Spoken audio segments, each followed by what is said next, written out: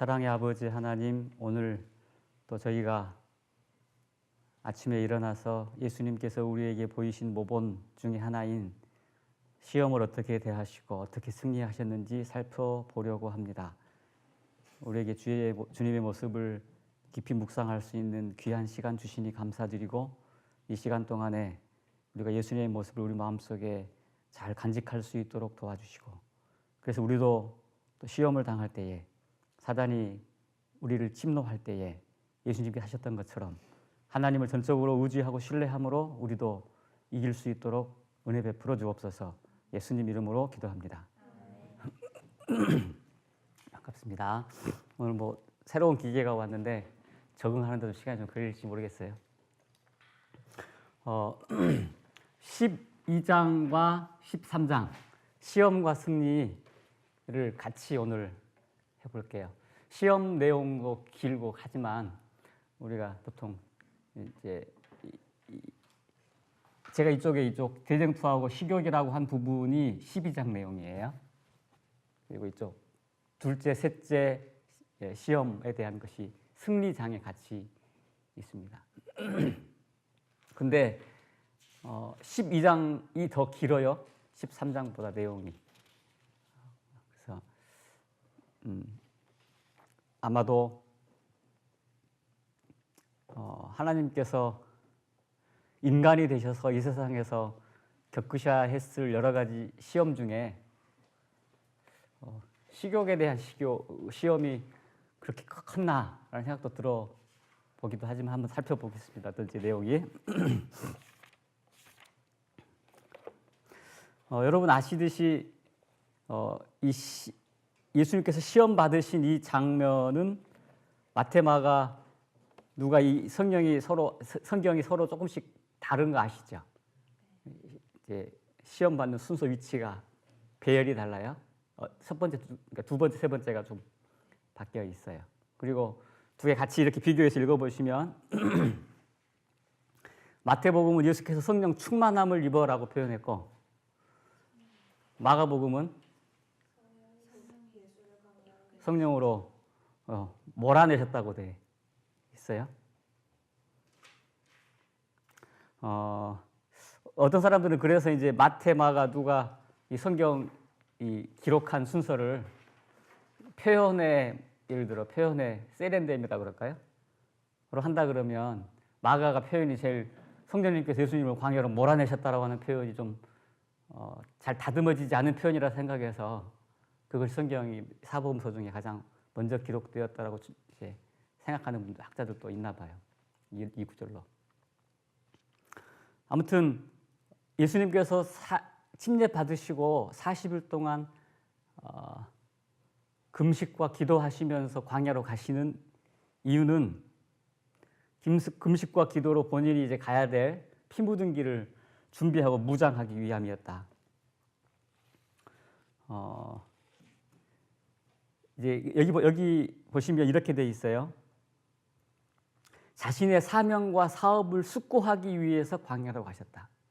시험 받으러 광야로 가신 게 아니고 앞으로 본인이 하셔야 될 걸어가야 될 피 묻은 길의 사명과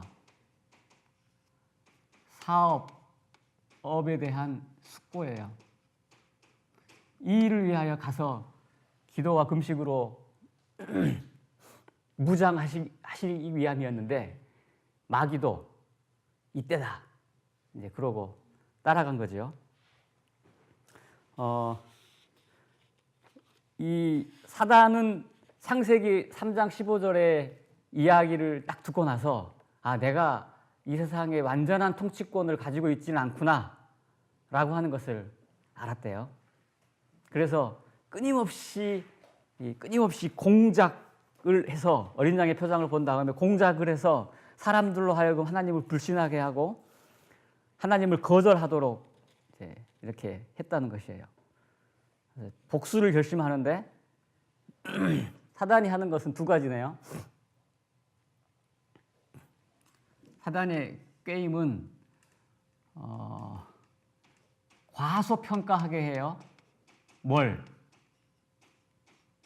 하늘을 과소평가하게 하고, 그 다음에 몰두하게 해요. 어디에? 세상에.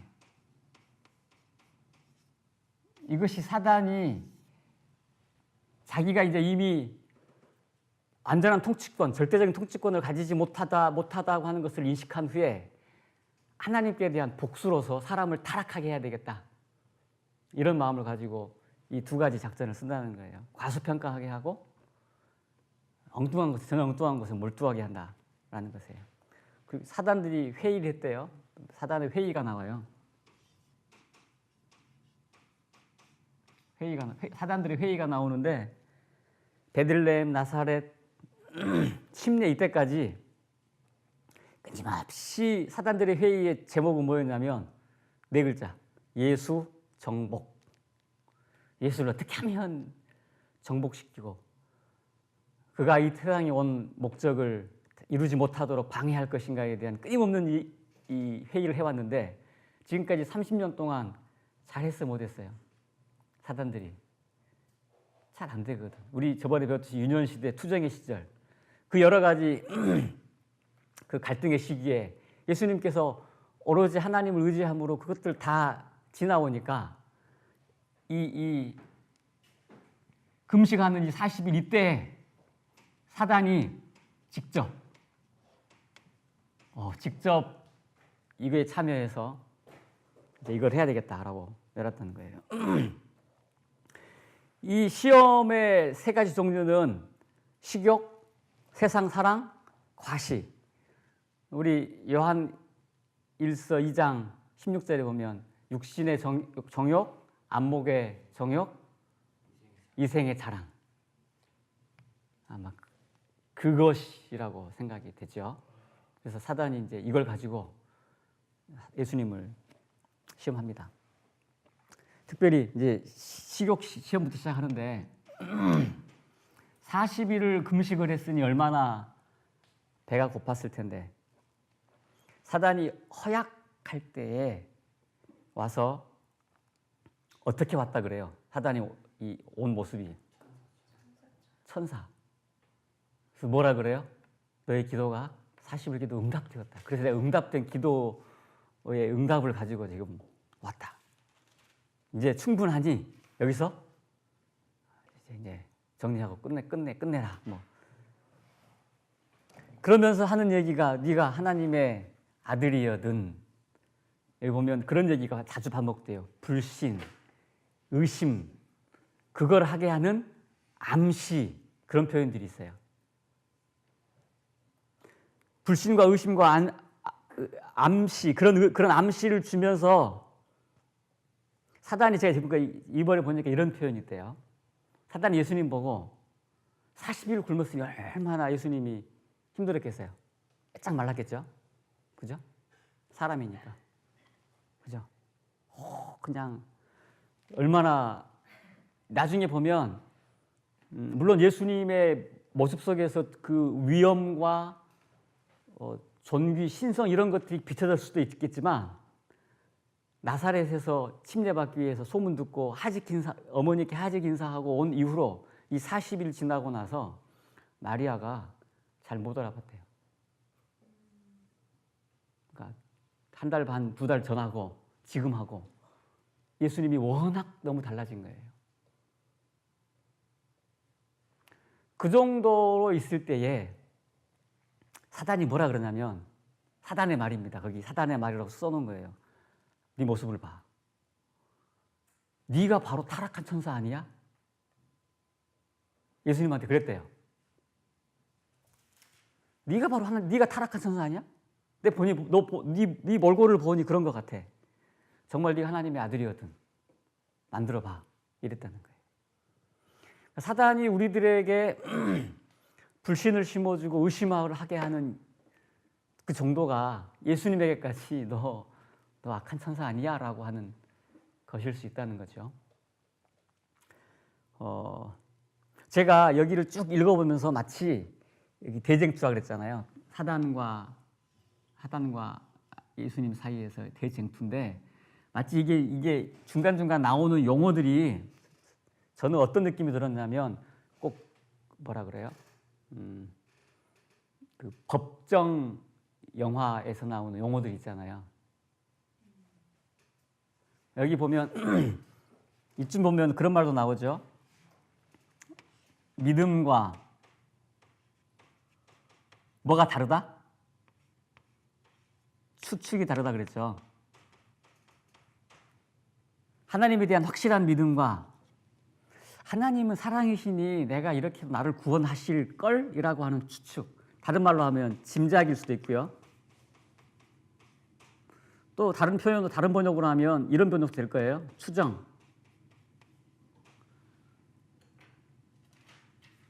추정.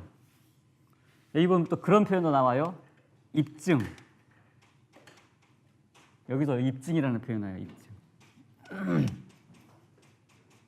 뭘 입증하라 그래요? 네가 하나님의 아들인 걸 입증하라. 저는 이런 표현들이 법정 용어 같아요. 그러니까 뭐냐면 자, 입증 책임이라 그러나요? 입증 책임. 제가 뭐 법을 잘 모릅니다만은 누군가가 죄를 졌을 때 그 사람이 죄인인지 아닌지 입증을 누가 해요? 검사가 하죠. 그죠? 검사가 이 사람 죄인입니다라고. 그래서 요사이 뭐 증거를 위조했느니 뭐 그런 말 나오잖아요. 증거를 위조해가지고 그 사람을 범죄인을 만들었다고, 죄인을 만들었다 그러잖아요. 입증 책임이 누구한테 있어요? 사단에게. 근데 하나님의 아들이어든 이것에 대한 입증 책임은 누구한테 있어요? 사단이 요구하는 거는 네가 입증해 와라 이거였거든요. 예수님께서는 뭘 하시는 거예요? 그거에 대해서 그래 내가 하나님의 아들인가? 라고 하는 것 자체가 의심이고 불신이었다.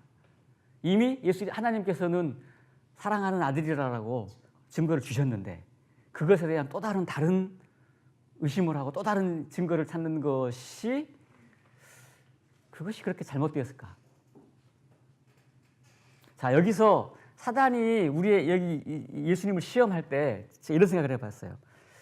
정말 아담과 하와가 먹는 것에서 실수했기 때문에 이 먹는 문제가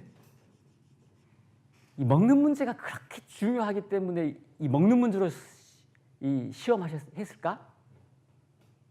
아니면 제가 시대의 소망 따라잡기 글을 읽다가 저한테 인상적인 게 뭐였냐면 우리가 며칠을 굶어도 다 잊어버리는데 한 3, 4일을 굶어도 뭐 도둑질을 한다는 것처럼 우리가 우리의 정욕의 막 밑바닥까지 가면 금세 이 신앙적인 어떤 뭐 고백이랄지 신앙 고백이랄지 뭐 그런 것들이 표방했던 어떤 우리의 믿음의 신조랄 것들이 그냥 쓰레기처럼 버려지는지 모르지만 40일을 굶었을 때라도 예수님께서 하나님에 대한 신뢰와 전폭적인 의존을 버리지 않은 것처럼 우리가 40일 지나도 먹는 것에 대해서 이 시험을 참아야 돼 이거라기보다는 그런 때라도 하나님에 대한 절대적인 믿음을 버리지 말아야 되는 것. 저는 여기서 시험의 본질이 저는 그렇게 느껴졌어요. 정말 40일을 굶어서라도 그때라도 내가 예수님은 나의 구원이에요 라고 말할 수 있을지, 아니면 사람들이 말하는 것처럼 교회 다니 예수 믿으니 뭐 밥이 나와 떡이 나와 이렇게 말할지. 그러니까 먹느냐 안 먹느냐라고 하는 문제라기보다 저는 하나님께 대한 신뢰, 절대적인 신뢰예요. 하나님께 대한 신뢰예요. 이것에 대한 시험을 받았다고 저는 읽혀졌습니다. 말씀이 무기가 됐는데 떡으로 살 것이 아니요 하나님 입에서 나오는 모든 말씀.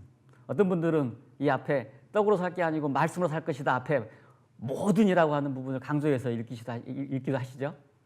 뭐 하나님 말씀 중에 적당히 좋은 말씀만 내가 취하고 하는 것이 아니라 하나님의 모든 말씀이 나에게 양식이 되는 것, 그렇게 강조도 하십니다. 여기 보면 이 식욕 부분의 맨 마지막 부분이에요. 우리에게 하시는 요청이 있어요. 요청. 이 요청에 있는데 한 문단 한 문단 한 문단 네 문단이 나오거든요. 보세요. 맨 마지막 부분. 담대하라. 예수께서 승리하셨다. 담대하라. 두 번째, 그분을 바라보라. 세 번째, 의지하라. 그 다음에 붙잡으라. 이것이 맨 마지막 부분에 있는 네 문단에 저는 키워드로 찾았어요. 예수께서 하나님 아버지를 바라보고 의지하고 사단을 대적하기를 담대히 하셨고 그분을 절대적으로 붙들었던 것처럼 우리도 그렇게 하라. 오로지 하나님 말씀만이 승리의 수단이었다 라고 하는 이야기로 첫 번째 시험이 이야기됩니다.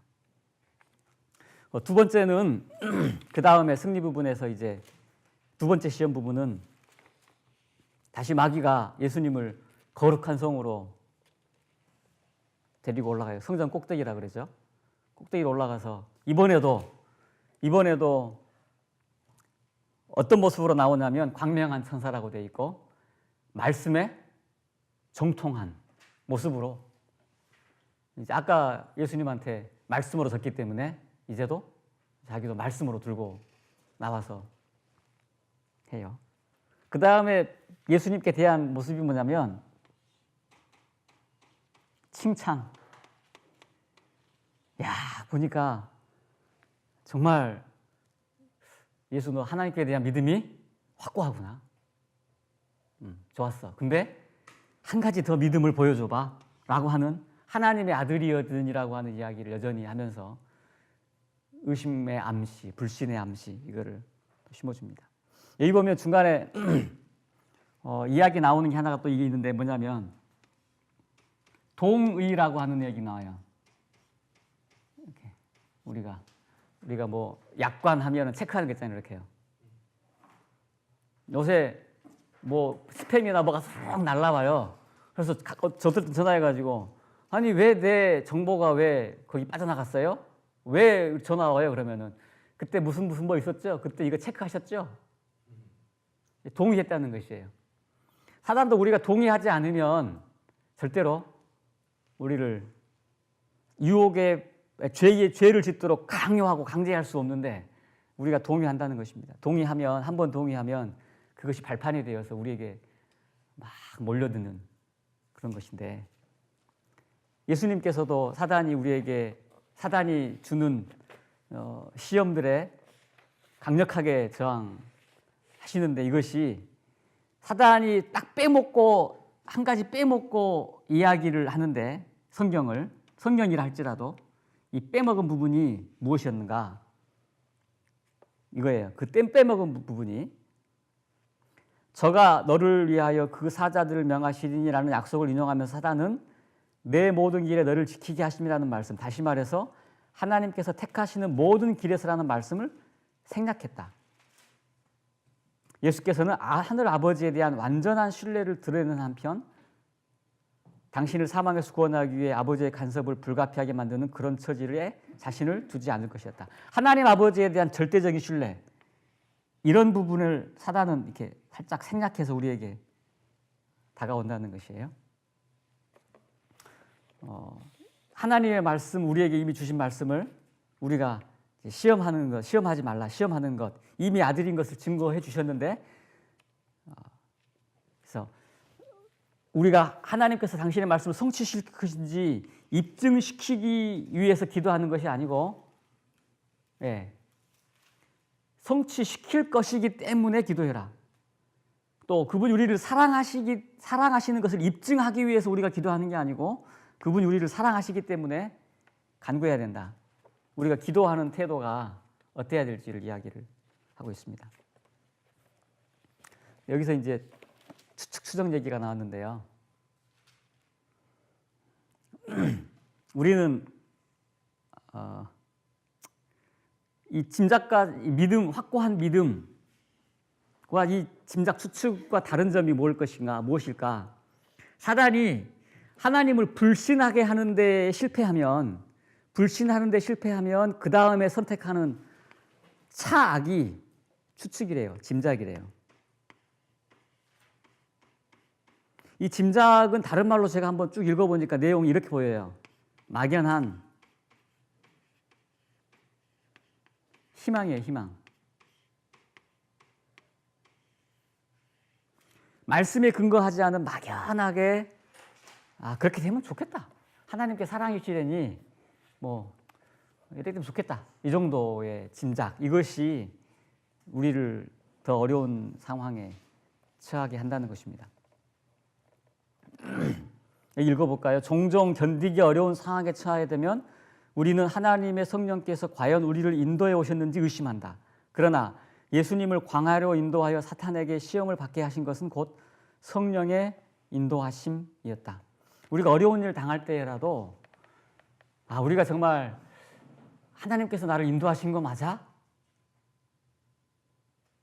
라고 하는 의심을 하는 것, 그것이 한 시험에 드는 부분이라는 것입니다. 또 물론 예수께서는 자발적으로 시험에 들어가지도 않으셨다 이렇게 말씀하셨네요. 그죠?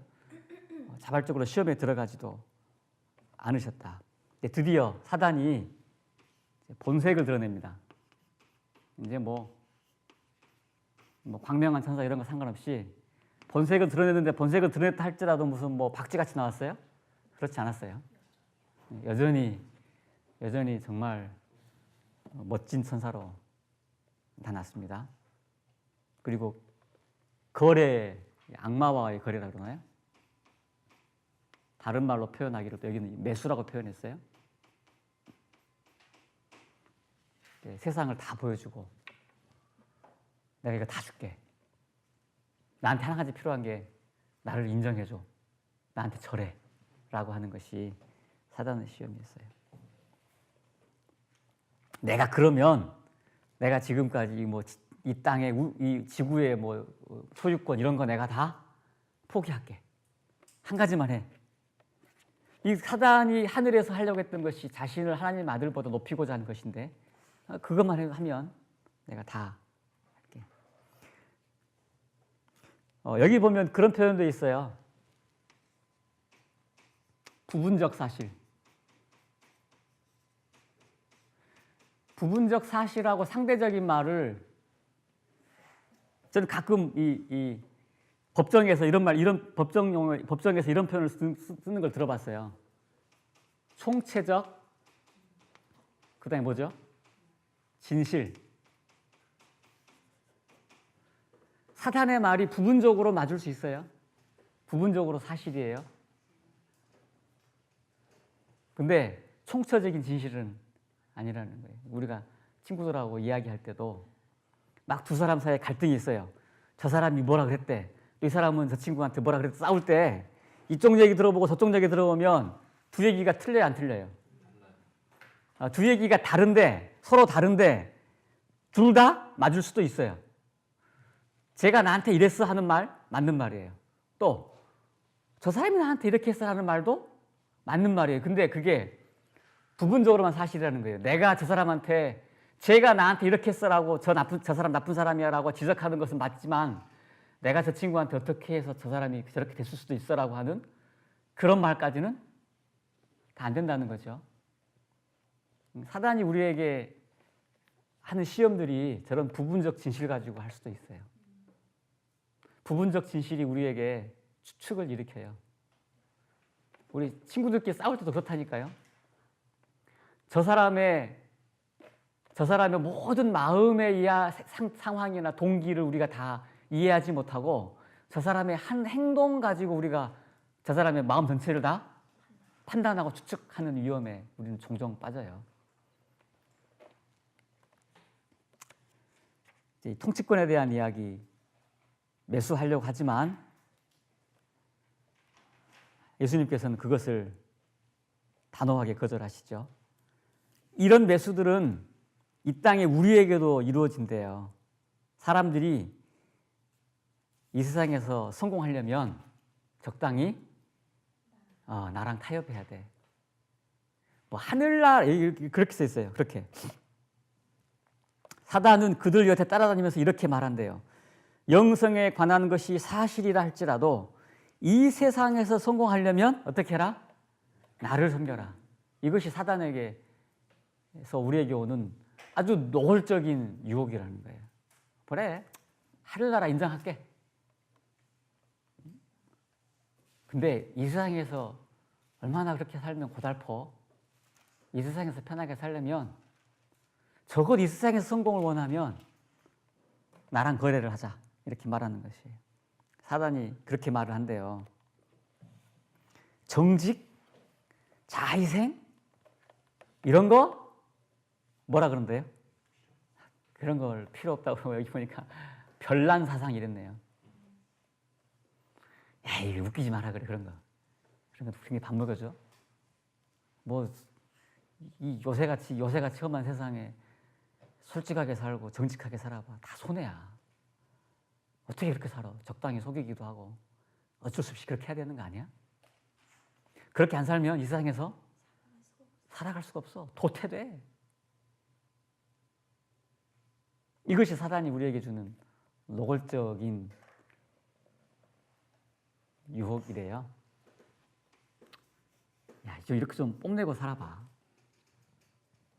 어떻게 그렇게 구질구질하게 살아?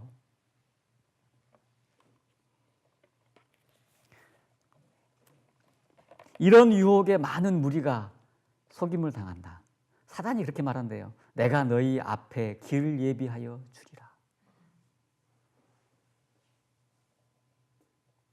이거에 많은 사람 속는 거죠. 요새 뉴스가 어떤 게 가장 큰 뉴스거리인 줄 아세요? 진주 지역에 뭐가 떨어졌대요. 운석이. 얼마 전에 밤하늘에 막 이렇게 막 별똥별이 푹 이래요. 별똥별. 별똥별이 별이 떨어지는 게 아니죠. 그게 운석 덩어리래요. 근데 어느 집 하우스를 탁 뚫고 돌덩이 요만한 게 땅속에 이만큼 처박혔어요. 확. 이거는 누가 던져가지고 이만큼 들어갈 게 아니라는 거예요. 뭐 비행기에서 떨어뜨려가지고 뭐 그렇게 될 게 아니라는 거예요. 그래서 이게 운석이냐 아니냐 모르는데 맨 처음에는 그 정도의 운석이 하늘에서 떨어지면 뭐 큰 반경에 이 구덩이가 생기지 운석 아니다 막 그랬어요. 막 분석을 했어요. 막. 그랬더니 뭐 철이 얼마 들어있으면 그 운석이고 뭐 그렇대요. 요만한 운석이 하늘에서 떨어진 요만한 운석이 가격이 얼마나 된다고요? 1,000만 원, 억, 10억, 100억 막 되나 봐요. 횡재했죠, 횡재. 그 다음에 또 있으니까 저쪽 집에 저쪽 한 몇 킬로 떨어진 그쪽 에서도 뭐가 하나 발견됐어요. 그거 주운 사람이 주인이에요. 뉴스에서 이렇게 나오니까 이제 어떻게 된 줄 아세요? 사람들이 굴러갔어요. 막. 그거 하나에 요만한 거 하늘에서 떨어진 요만한 돌 하나에 그람당 10달러. 그러면 1kg면 얼마예요? 1,000만 원. 1kg면 1,000만 원. 10kg면 억. 우리 선교 자금 없는데 왜 하나님이 우리한테 그거 떨어뜨려 주시지 않고, 그죠? 생각해 보세요. 이 맨 마지막 부분에 이런 하나님의 이런 시험들이 뭐라고 나오냐면 사단의 이야기가 예수님은 이런 시험들에 절대로 넘어질 수 없다. 그게 이제 또 주장이라는 거예요. 예수님께서 하늘에서 이 세상에 내려오신 이것은 영원한 위험과 손실을 무릅쓰다. 그렇게 되어 있거든요. 이 얘기는 너희를 위해 구주가 나셨으니 그 부분에 나오는 대목이에요. 맨 마지막 부분에 하나님께서 그 아기를 보면서 영원한 손실을 위험을 무릅쓰셨다라는 내용이 나와요. 여기도 그렇게 그 대목이 다시 한번 반복이 되는데 하나님께서 하늘에서 이렇게 오신 것은 영원한 손실. 왜냐하면 이렇게 그냥 인간으로 타락하고 죄를 짓고 그냥 실패할 수 있는. 근데 사람들이 말이에요. 하늘에서 이 세상에 내려온 이 예수님 보기를 운석 보는 것만큼, 운석 찾는 것만큼도 생각 안 해요. 어떤 사람은 운석을 한 바가지 어저께 한 바가지 주었대요. 한 바가지. 그러니까 막 그거 찾으려고 수많은 사람들이 막 샅샅이 뒤지고 다닌다는 거예요. 하늘에서 떨어지는 운석은 찾아도 하늘에서 우리를 위하여 영원한 손실을 무릅쓰고 오신 예수님에 대해서는 사람들이 제가 그렇게 말했지만 누가? 내가 그렇게 감각이 없어요. 감각이. 어떤 선교사님 말씀 주시기를 이렇게 말씀 주시대요. 그러면 우리가 이런 시험들을 이기기 위해서 예수님께서 우리에게 너희도 40일 동안 금식하고 먹는 거 안 펴놓고 침 꼴깍 먹으면 안 돼. 이런 시험을 우리가 이겨라. 그렇게 말씀하시지 않는다. 너희가 시험 당할 때 40일을 동안 굶고도 하나님을 여전히 신뢰한 그분을 바라보라. 그것이에요. 우리가 우쭐해질 때, 세상에 뭔가 갖고 싶어 할 때, 하늘을 잃어버리는 손실을 감수하고 이 땅에 오신 그분을 봐라.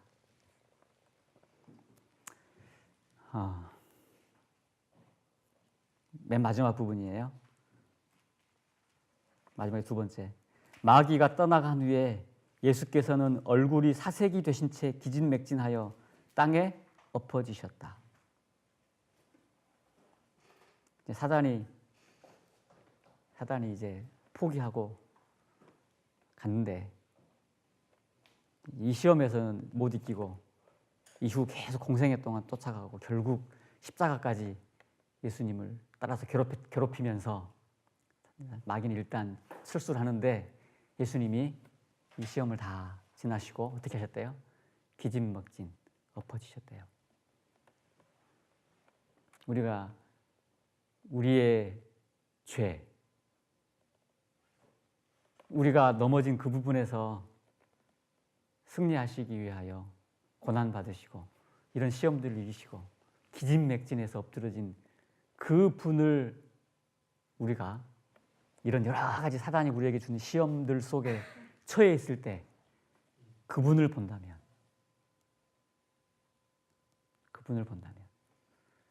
저는 지금까지 이런 설교는 많이 들었어요. 우리에게 시험이 많이 오면 말씀으로, 그죠? 맞죠?